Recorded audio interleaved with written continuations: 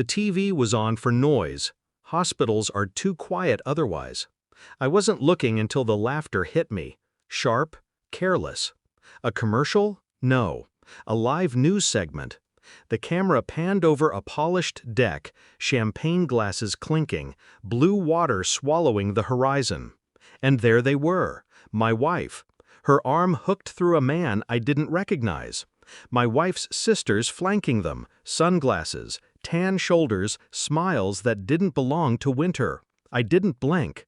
The reporter's voice talked about the luxury cruise experience, the exclusive packages, the trip of a lifetime. My eyes drifted to the ticker. Live from the Caribbean. The antiseptic smell in the room thickened. My chest didn't hurt from the accident anymore. It was something else. I reached for my phone, slow, deliberate. Opened my banking app.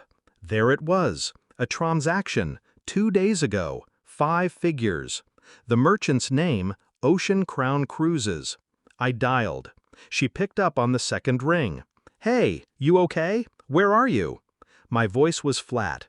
"At work," she said, without a heartbeat of hesitation. I let the silence stretch. Then, quiet enough for only myself to hear, I smiled. "Enjoy yourself," I whispered, and hung up. The IV drip ticked beside me.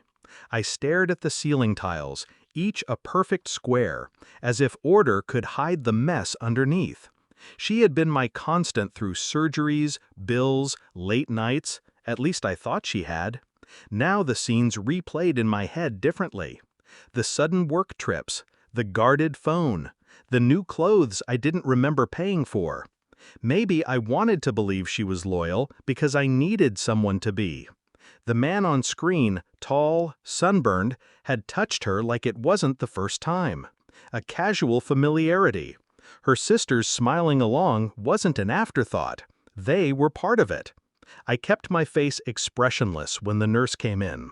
Small talk, vitals check, a chirpy, "You'll be out in no time." But my mind was a quiet war room. What I felt wasn't heartbreak, not yet. It was displacement. Like someone had rearranged my life while I was asleep and expected me not to notice. I started with the phone records. Hospitals have long nights. No one asks why a man can't sleep. Her number had calls at strange hours, outgoing, incoming, from a contact labeled Clara's Boutique. Clara doesn't exist. The address was a marina. Emails next. She'd never logged out on our shared laptop. Receipts for jewelry, hotel bookings, excursions, all charged to my card, buried in the flood of joint account notifications. Clever enough to hide in plain sight. I didn't call her again.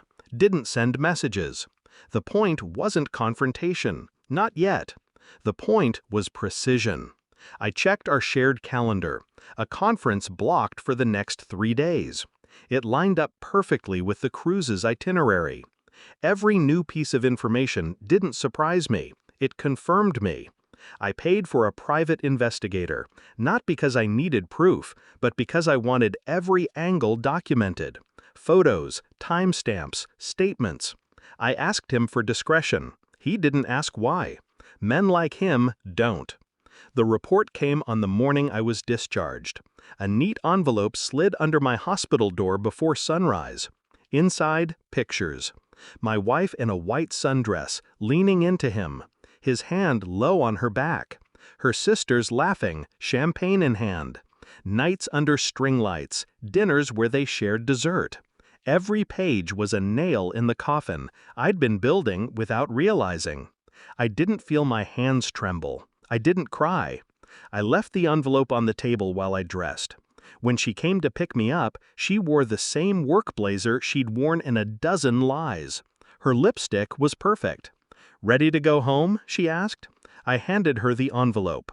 "Open it." She hesitated. The first photo slid into her hand. Color drained from her face in slow, painful degrees. Her mouth opened, closed, opened again. I waited. "Who took these?" she finally asked. I didn't answer. "You don't understand." "I understand." My voice was calm. Her sister's laughter in the photos mocked her now. Every snapshot stripped her voice thinner. "I was going to tell you," she said, as if timing could redeem her. I slid a small stack of papers across the dashboard. Bank statements, hotel receipts, the cruise booking. "These are yours now," I said. She stared at me confused. "I transferred everything in your name. The debt, the charges, the cards. The cruise you thought was free." Her breath caught. "You can't." "I can." I met her eyes for the first time, and I did. Silence swallowed the car. Outside, people passed without looking in. We didn't drive home together. I got out at the next light, duffel bag in hand, and walked. I didn't hear her call my name. The air tasted cleaner than it had in months. This wasn't about punishing her, not really. It was about erasing the version of me who would have forgiven her. That man was gone the moment I saw her on the TV screen. She still had the photos. She still had the debt.